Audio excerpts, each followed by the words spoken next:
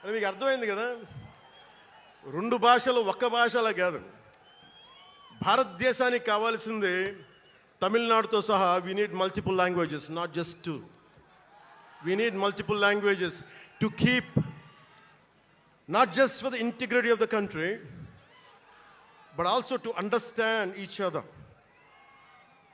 to share love with each other. అందుకనే బహుభాషే భారతదేశానికి మంచిది. చెప్తామా? భారత్ మాతాకి జై.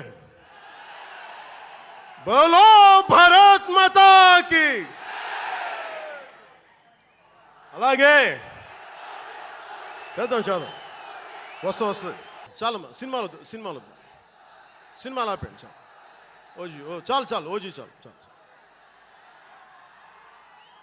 అంటే మీ అందరికీ నేను సినిమాలు ఎందుకు వద్దని చెప్తానంటే, సినిమాలు తక్కువ చేయడం నా ఉద్దేశం కాదు.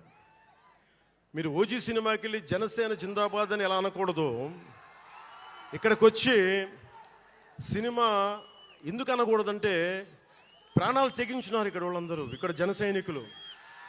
ఎందుకు సినిమా మాట్లాడకూడదు అంటే, 450 మంది పైచీలకు జన సైనికులు సినిమాలను కాదు సిద్ధాంతాలు నమ్మి చనిపోయారు.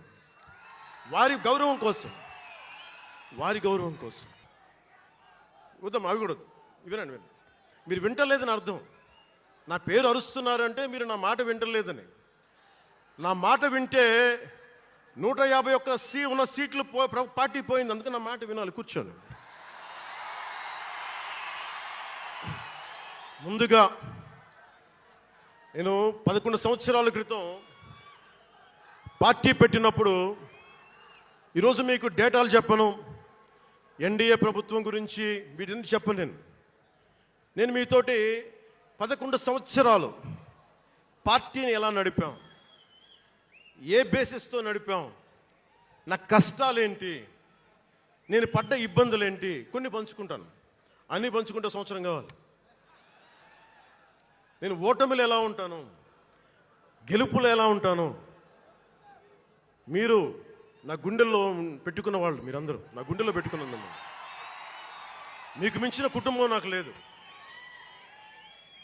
అలాంటి నేను 2014లో ఒక్కడనే కూర్చొని జ్వలిస్తూ మదించిపోతూ, మన ఆలోచనతో మధిస్తూ, ఎలా చెప్పాలి, పెద్ద రాజకీయాల మీద నా చాలామందితో కసరత్తులు చేసిన వాడిని కాదు.